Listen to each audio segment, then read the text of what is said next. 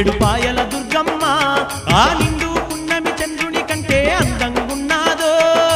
అమ్మ దుర్గమ్మ అమ్మవారు దుర్గమ్మ పొద్దు తిరుగుడు పువ్వు కంటే ముద్దుగున్నాదో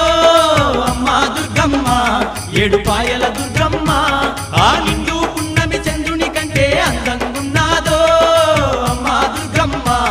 అమ్మవారు దుర్గమ్మ